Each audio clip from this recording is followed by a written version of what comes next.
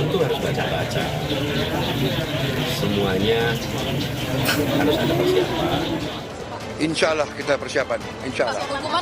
Silakan diatur debatnya dengan baik. Silakan nanti kewenangan mereka yang ngatur. Kami siap main dengan cara apapun.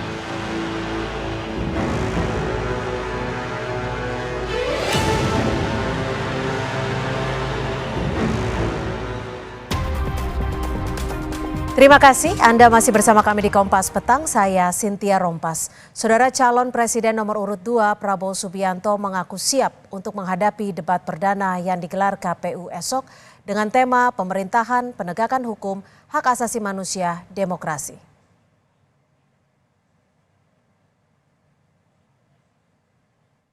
Bapak memang sudah bukan hal yang baru Pak debat, tapi persiapannya untuk lusa apa sih Pak? Insya Allah kita persiapan, insya Allah.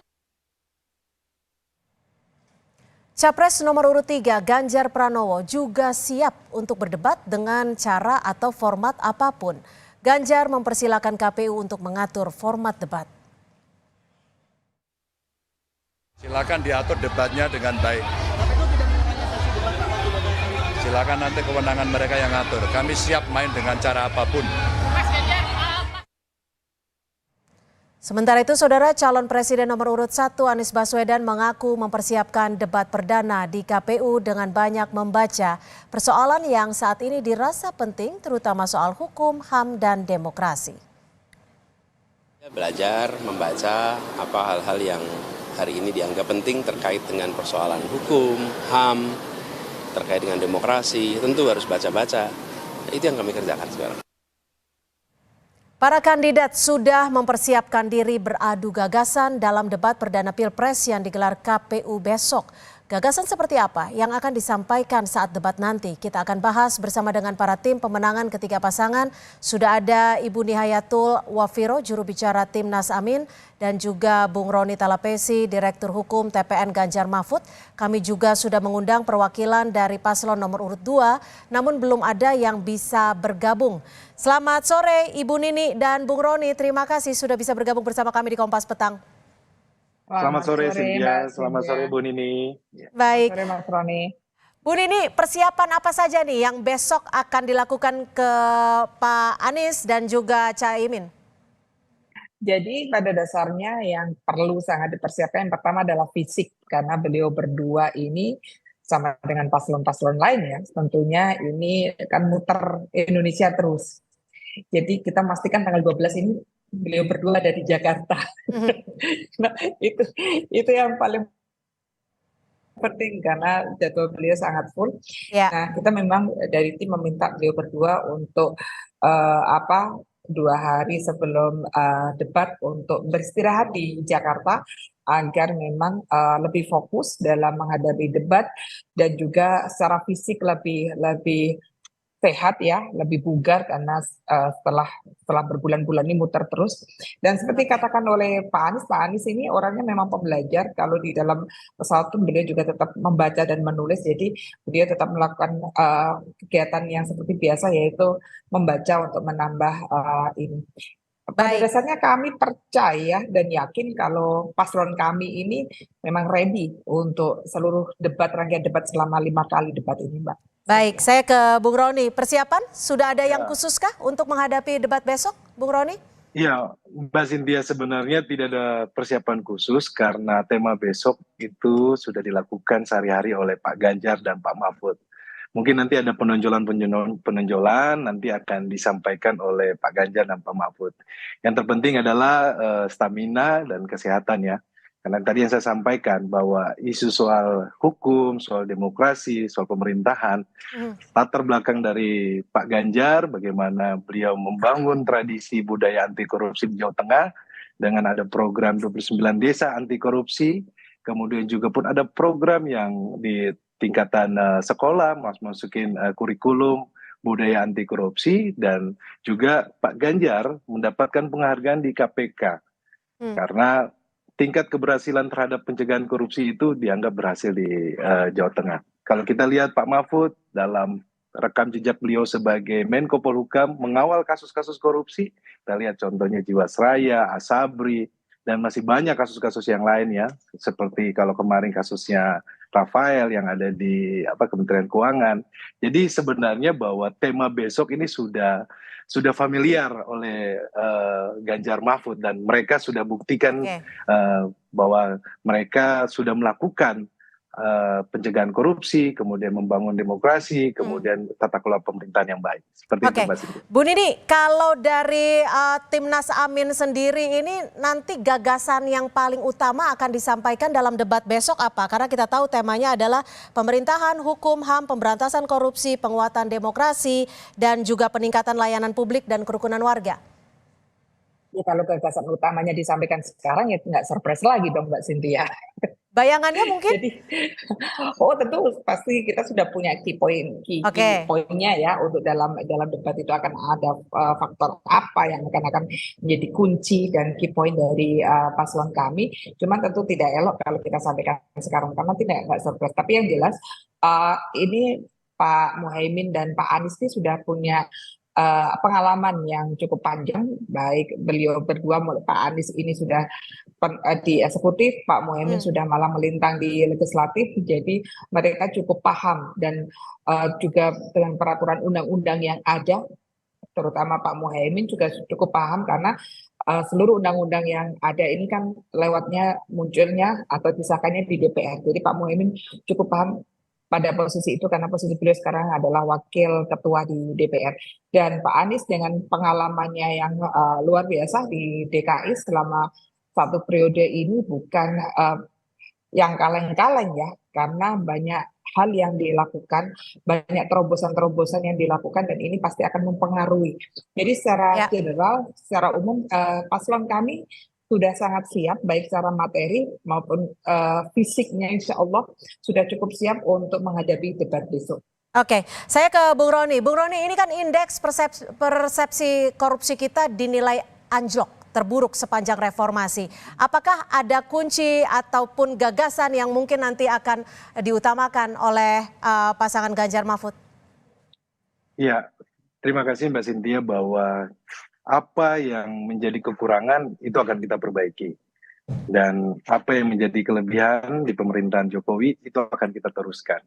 Jadi terkait dengan indeks penegakan hukum di bidang korupsi, tentunya kita sudah menyampaikan bahwa kita akan tegas terhadap koruptor. Contohnya salah satu yang disampaikan oleh Pak Ganjar kemarin, penjaranya di Nusa Kambangan. Dan masih banyak contoh yang lainnya. Dan kita tegas bahwa koruptor harus dimaksimalkan hukumannya dan juga harus dimiskinkan. Karena apa? Karena korupsi adalah akar permasalahan dari bangsa kita. Jadi itu kita akan sangat konsen terhadap bidang penegakan hukum di bidang korupsi. Jadi itu akan kita tonjolkan juga, Mbak. Karena melihat bahwa situasi sekarang, bahwa hukum ini berkaitan dengan ekonomi, berkaitan dengan kesehatan, berkaitan dengan pendidikan. Jadi hukum harus benar-benar menjadi panglima dalam kehidupan berbangsa dan bernegara. Yang Pak Mahfud sampaikan bahwa apabila hukum benar-benar ditegakkan dan hukum berlaku adil, maka setengah dari masalah bangsa ini akan terselesaikan. Dan debat besok ini akan menjadi menarik karena semua mata dari rakyat Indonesia akan menonton dan menguji para calon-calon dengan gagasannya tentunya di bidang hukum, demokrasi, dan pemerintahan. Dan dari kami siap. Oke, kalau dari Bu Nini sendiri seperti apa? Kalau melihat indeks persepsi korupsi kita yang dinilai anjlok, terburuk sepanjang reformasi. Jadi salah satu hal yang menarik adalah persepsi masyarakat terhadap KPK ini, trust-nya sudah sangat turun ya. Sangat turun apalagi dengan kasus akhir-akhir ini, dan kita melihat bahwa indeksnya juga turun. Indeks kepercayaan masyarakat terhadap KPK ini turun sekali. Nah, itu sebenarnya sudah disampaikan juga oleh Pak Anies di beberapa kesempatan bagaimana komitmen Pak Anies untuk memiskinkan koruptor. Jadi ini menjadi kunci bagaimana ini dikembalikan kepada KPK, marwahnya juga dikembalikan, KPK dikembalikan marwahnya dengan posisi yang semestinya dan sesuai undang-undang yang ada, dan juga komitmen Pak Anies untuk memiskinkan para koruptor itu sudah beberapa kali disampaikan di beberapa tempat. Jadi sebenarnya secara general ide-ide visi misinya terhadap hukum, terhadap korupsi sudah disampaikan Pak Anies di beberapa tempat. Jadi besok ini ketika debat, bila ada persoalan-persoalan itu muncul, hanya sebagai mungkin penegasan-penegasan dan juga eksplorasi dari komitmen-komitmen yang sudah disiapkan dan sudah dipegang oleh paslon 01. Baik, yang menjadi catatan merah lembaga hukum kita juga adalah terkait ketua KPK yang bermasalah. Lalu solusi apa yang sekiranya bisa ditawarkan oleh pasangan capres dan cawapres yang akan berdebat besok? Kita akan kembali membahasnya selepas jeda.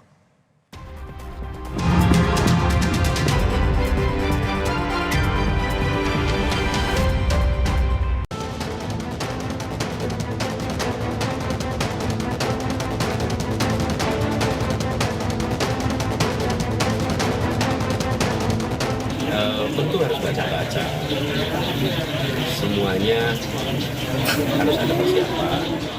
Insya Allah kita persiapan, insya Allah. Silakan diatur debatnya dengan baik. Silakan nanti kewenangan mereka yang ngatur. Kami siap main dengan cara apapun.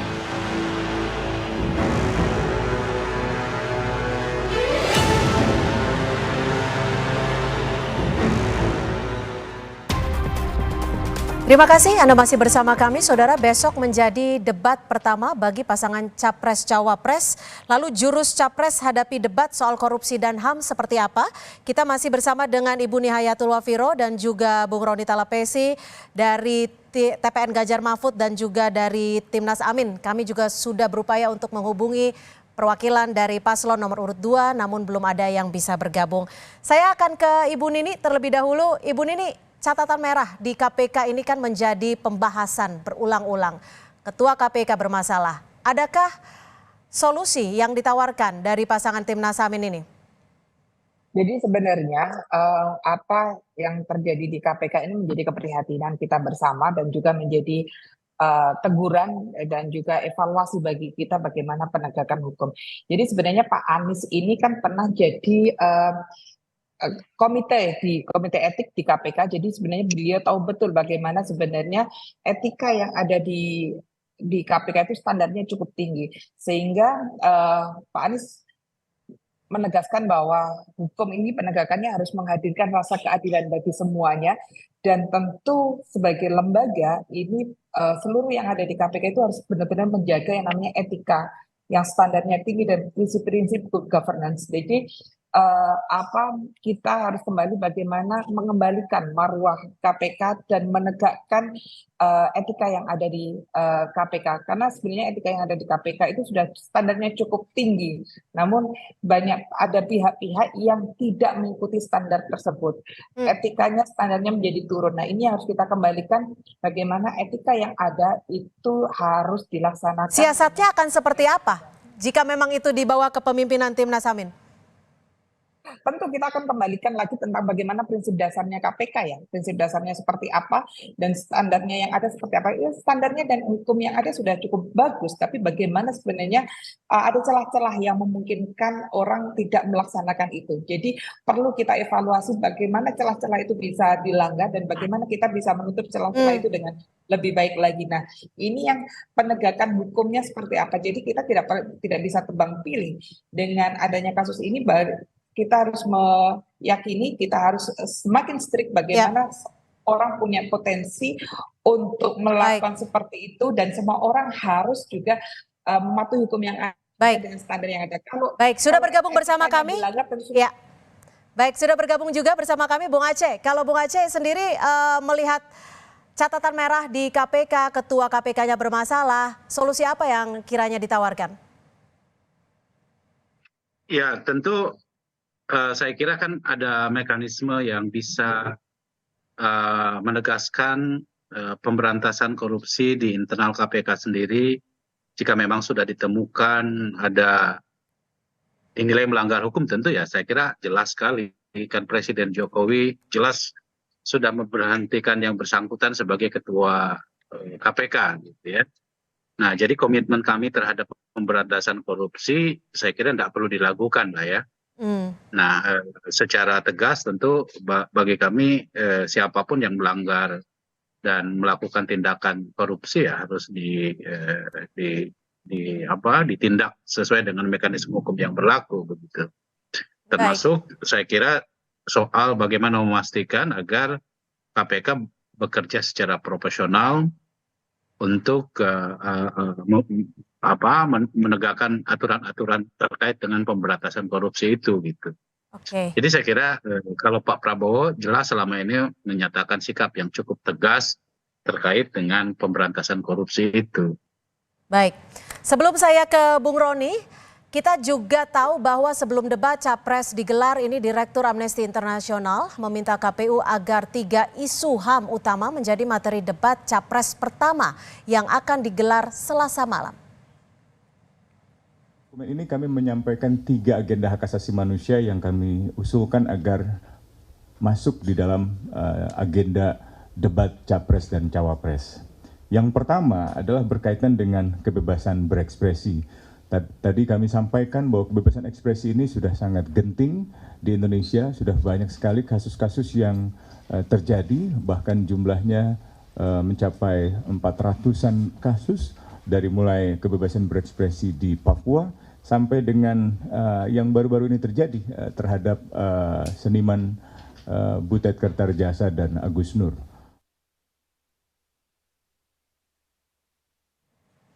Bung Aceh, bagaimana Anda menanggapi terkait dengan Amnesty International yang meminta untuk menyoroti 3 isu HAM?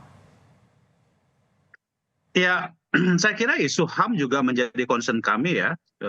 Kalau kita lihat juga di dalam visi misi kami juga tegas disebutkan bahwa kami mendorong penegakan hukum dan pelindungan terhadap hak asasi manusia dan tentu isu HAM ini harus dilihat sebagai bagian dari upaya kita untuk menegakkan konstitusi kita, di mana hak-hak setiap warga negara untuk dilindungi tanpa membeda-bedakan antara satu dengan yang lain gitu ya, diberikan satu perlindungan yang setara antara setiap warga negara, itu juga bagian menjadi salah satu visi dan misi yang secara tegas ada di dalam dalam dokumen visi dan misi kita. Jadi jika memang mesti ditegaskan kembali soal visi misi soal perlindungan HAM atau penegakan HAM, prinsipnya kami siap untuk mengikuti ini semua begitu. Oke, ke Bung Roni Talapesi, bagaimana dari TPN Ganjar Mahfud untuk 3 isu HAM ini ada kemungkinan besar akan diangkat pada debat besok? Ya, kami sangat mendukung bahwa penyelesaian HAM masa lalu ini harus menjadi prioritas juga. Di dalam komitmen kami sudah menyampaikan bagaimana ke depannya kami mendorong undang-undang KKR. Kemudian ini harus segera terlaksana karena kami melihat bahwa terkait dengan pelanggaran HAM masa lalu atau isu soal HAM ini menjadi konsen seluruh anak bangsa, karena pada saat-saat ini kita melihat bahwa terjadi kemunduran dalam proses demokrasi ketika orang berbicara kemudian disenggan, sangat mudah dilaporkan ke polisi, kemudian ada intimidasi. Menurut saya hal-hal ini sudah terungkap di publik dan ini akan menjadi prioritas buat kami bahwa isu HAM harus kita selesaikan. Caranya bagaimana adalah penguatan lembaga HAM dan juga pun mendorong undang-undang KKR untuk segera disahkan. Oke. Kalau dari Bu Nini, dari Timnas Amin sendiri, isu HAM ini ikut menarik perhatian Pak Anies dan Caimin nggak sih? Ya, terima kasih Mbak Cynthia. Jadi isu HAM ada dalam visi misi kami dan dalam kerangka kami, HAM itu sebagai tanggung jawab negara.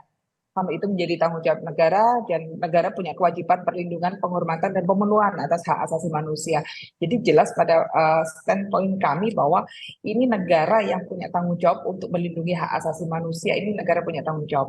Jadi bukan hanya perlindungan tapi juga penghormatan dan pemenuhan dari hak asasi manusia. Nah, dengan konsep yang jelas ini di visi misi kami, ini menunjukkan bahwa kami punya konsen yang serius soal hak asasi manusia dan kita sepakat bahwa ide-ide tadi, tiga hal yang disampaikan tadi, kebebasan berekspresi dan beberapa hal itu, 3 poin itu memang harus menjadi titik poin juga untuk debat besok karena itu hal yang sangat urgent dirasakan oleh masyarakat kita sekarang. Oke, tapi yang menjadi perhatian juga adalah soal penegakan hukum. Kita tahu bahwa saat ini banyak sekali penegakan hukum yang terbengkalai dan baru ditangani dengan maksimal ketika kasus ini viral. Contohnya kasus Rafael Alun. Kalau dari Bung Aceh sendiri seperti apa melihat kasus ini dan apakah ini juga akan menjadi sorotan pada debat besok? Ya, prinsipnya kita harus menghormati supremasi hukum dan kita mengedepankan due process of law gitu ya. Saya kira prinsip dasar dan saya kira proses ini kan semua sudah berjalan ya. Misalnya soal tadi yang disebut soal kasus yang dialami oleh Rafael Alun. Saya kira kan sekarang proses hukumnya telah berjalan dan kita semua harus menghormati proses hukum. Proses hukum seharusnya sebagai sebuah lembaga peradilan dan itu tidak bisa diintervensi oleh kekuasaan apapun ya. Kita hormati semua proses hukum tersebut dan tentu bagi kami proses penegakan hukum terhadap kasus-kasus tersebut menunjukkan bahwa memang selama ini juga proses hukum tersebut telah berjalan begitu ya. Dan ini tidak pandang bulu gitu ya. Dan apa yang terjadi misalnya tadi disebut dengan kasus Rafael Alun ini menunjukkan bahwa siapapun pihak yang memang dinilai telah melakukan tindakan kekerasan lalu berdampak kepada hal-hal yang lain termasuk soal transaksi keuangan dan lain-lain ya kita serahkan kepada mekanisme hukum yang berlaku selagi memang berbagai alat bukti dan lain-lainnya itu memang sudah memenuhi ketentuan hukum. Jadi bagi kami penegakan hukum merupakan bagian dari kepastian kita memberikan keadilan kepada masyarakat dan kita harus hormati semua proses hukum tersebut gitu. Oke. Saya kira itu. Baik, Bung Roni, kita tahu bahwa Pak Mahfud ini sebagai profesor di bidang hukum dan juga disebut orang pendekar hukum seperti itu. Apakah nanti akan ada gagasan-gagasan baru dalam debat yang akan berlangsung besok? Ya, tentunya ada hal-hal yang nanti akan disampaikan oleh pasangan Ganjar Mahfud dan saya pikir nanti besok kita akan mendengar bersama karena besok ini menentukan bagaimana pilihan yang 28% yang saat ini belum menentukan pilihan ya. Bahwa sangat perlu bahwa di antara paslon yang ada mengutarakan gagasan dan kinerjanya. Kalau kami sekali lagi saya sampaikan ya, kalau soal isu tema besok ini sebelum paslon yang lain melakukan, kami sudah melakukan. Jadi kalau yang lain masih ada gagasan, ide, kami sudah tegas melakukan. Pak Ganjar maupun Pak Mahfud, track record-nya sudah ada. Gitu. Oke, kalau soal kebebasan berekspresi seperti apa tim dari TPN Ganjar Mahfud? Ya, terkait dengan kebebasan ekspresi adalah kita fokus kepada revisi Undang-Undang ITE ya. Dan juga kita memperkuat kebebasan ekspresi ya. Di dalam Undang-Undang ITE kan kita saat ini kita lihat bagaimana ada pasal-pasal yang pasal 26, 27, 28 Undang-Undang ITE kemudian sangat mudah orang dilaporkan dan ini harus diperkuat dan kita melihat bahwa ini menjadi urgensi juga. Di dalam Undang-Undang ITE juga pun ada SKB juga dan kami pikir bahwa ini akan menjadi fokus kami kalau hari ini sudah ada revisi Undang-Undang ITE tetapi perlu pengawalan dalam ini aturan turunannya tentunya kan ini kami yakin bahwa Ganjar Mahfud akan mengawal revisi Undang-Undang ITE ini nanti ke depannya. Baik. Untuk memastikan kebebasan berekspresi. Terima kasih. Oke, sekarang ke Bu Nini. Bu Nini, bagaimana Timnas Amin melihat kebebasan berekspresi dan adakah ide-ide baru untuk besok akan disampaikan? Jadi sebenarnya pada dasarnya kita kembali pada misi ke-8 yang ditulis oleh yang dirumuskan oleh pasangan Anies Baswedan dan Muhaimin Iskandar ya ini kita memulihkan kualitas demokrasi kita. Jadi bagaimana kualitas demokrasi kita ini akhir-akhir ini cukup menurun dan kita ingin memulihkan kualitas demokrasi kita yang dengan penegakan hukum dan HAM dan tentu memberantas korupsi tanpa tebang pilih dan tentu pemerintahan yang berpihak. Nah, ini salah satunya adalah bagaimana kualitas demokrasi ini diwujudkan dengan kebebasan berekspresi. Karena tanpa kebebasan berekspresi ini tidak akan ada muncul inovasi. Kalau kita memotong kebebasan berekspresi, bagaimana kita bisa muncul inovasi-inovasi dari masyarakat Indonesia untuk banyak hal ya. Jadi kebebasan berekspresi ini bukan hanya persoalan bagaimana kita mengkritik politik atau memberi masukan pada penegakan politik yang ada, pada penegakan hukum yang ada, tapi juga pada persoalan bagaimana inovasi-inovasi yang lain. Baik, terakhir ke Bang Aceh, bagaimana kebebasan berekspresi yang akan disampaikan besok oleh Prabowo Gibran? Ya, tentu kalau secara eksplisit apa yang mau disampaikan oleh Pak Prabowo, saya kira nanti Pak Prabowo yang akan menyampaikan, tetapi secara tegas kami menyebut di dalam asta cita kami pada poin yang pertama itu bahwa kami ingin memperkokoh ideologi Pancasila, demokrasi dan hak asasi manusia. Itu secara eksplisit kami sebutkan di dalam visi misi kami yang kami sebut sebagai asta cita yang pertama. Dan asta cita ini kemudian dijabarkan, salah satunya adalah bagaimana kita memperkuat demokrasi kita. Nah, di dalam memperkuat demokrasi tersebut, ya, dan kita sekarang ini menikmati kebebasan di dalam berdemokrasi, itu salah satunya adalah bagaimana kita mengembalikan, menjamin kebebasan pers, kemudian menjamin kemerdekaan berserikat, berkumpul, dan mengeluarkan pendapat di muka umum. Itu saya kira merupakan kebebasan yang asasi, yang dijamin oleh konstitusi, bahwa kemudian kita perlu menurunkannya ke dalam berbagai regulasi, terutama misalnya soal revisi Undang-Undang ITE. Prinsipnya kita tidak boleh mengganggu kebebasan individu maupun kebebasan untuk berserikat. Karena jadi itu juga akan ditonjolkan pada debat besok gitu ya? Baik, terima kasih sekali lagi Ibu Nihayatul Wafiro, Jubir Timnas Amin, dan juga Bang Aceh Hasan Sazili, Wakil Ketua Dewan Pakar TKN Prabowo Gibran, dan juga Bung Roni Talapesi, Direktur Hukum TPN Ganjar Mahfud sudah bergabung bersama kami di Kompas Petang. Selamat sore dan sukses untuk debat besok.